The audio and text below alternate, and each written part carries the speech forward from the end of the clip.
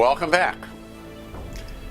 We're thinking together about Hebrew poetry and some of the characteristics of it. A feature that's almost as ubiquitous in Hebrew poetry as it is rare in English poetry is parallelism. A designed correspondence between the cola, or even between the lines of a poem. Sometimes the correspondence is grammatical. Sometimes it's conceptual. It's not meant to be redundant. It's meant to further nuance the thought. So, take a look at the first psalm. How blessed is the person who doesn't walk in the counsel of the wicked, and in the sinner's path doesn't stand, and in the seat of scoffers doesn't sit. See, the psalmist isn't making three different statements. He's nuancing a description of a blessed person. But let's look at Psalm 1 verse 4. What does that correspond to? Right. It's the antithesis of verse 1. So here the parallelism is turned on its head. It's the opposite. Look at the first couple of verses of Psalm 2. Do you see the correspondence? The parallelism? Nations in an uproar. Peoples devising a vain thing. Kings of the earth take their stand. Rulers counsel together against Yahweh and against His Messiah. This kind of parallelism it's just all through Hebrew poetry. Well, we gave some thought about the terseness of Hebrew poetry. We've taken a look at parallelism. Well, another characteristic that I mentioned is symbolism. Lots of imagery.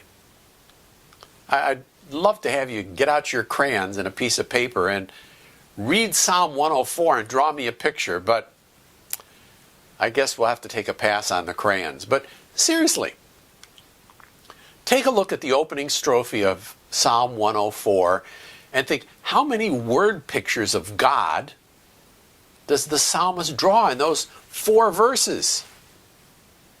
Take a look.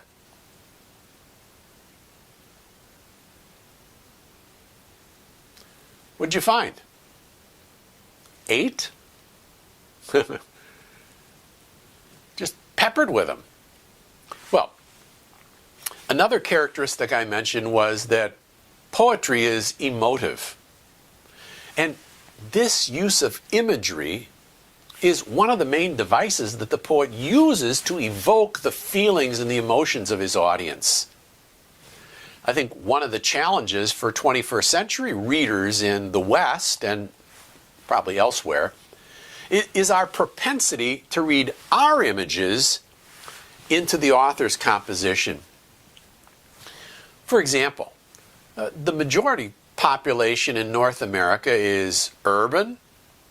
The economy is predominantly information service with manufacturing, agriculture trailing. But the setting of the Bible is pastoral agrarian. I mean, there's a significant contrast between family structure in the 21st century in North America and in the first millennium or the second millennium in the ancient Near East. So, to illustrate, if you asked your congregation to close their eyes and envision green pastures and still waters, what would they describe? I put it to you that the vast majority of those folks would have no clue how far off base they are from the imagery of the author and the first audience of the 23rd Psalm. Because those folks live in a climate where they essentially have 2 seasons. The rainy season and a 5-month-long dry season. And they live in a land where arable land is really at a premium. and arable land is off limits to flocks and herds. So what does that mean if I'm a herdsman? It means I've got to take my flocks, my herds into the wilderness. And who in the Twin Cities or San Diego would consider having oil poured on their head and running down their beard as a treat, as it seems to be in Psalm 133 too? You see, with poetic imagery, I need to, one, identify what the image is aiming at. So, Yahweh is my rock. Well, Yahweh's the target, no? The rock is describing some aspect of the Lord himself. The second thing is I need to identify how the image works in the setting of the text, that is, in daily life in the ancient Near East, as opposed to 21st century North America. And then the third thing I need to work at is identifying what aspect of the image the author intends to fit what he's describing. And as I mentioned that, I just want to say you really should be aware of a couple pieces of bibliography. One is the Dictionary of Biblical Imagery. It's published by InterVarsity Press, edited by Ryken and Wilhoit, and one of the authors of our textbook, Longman. So it's the Dictionary of Biblical Imagery.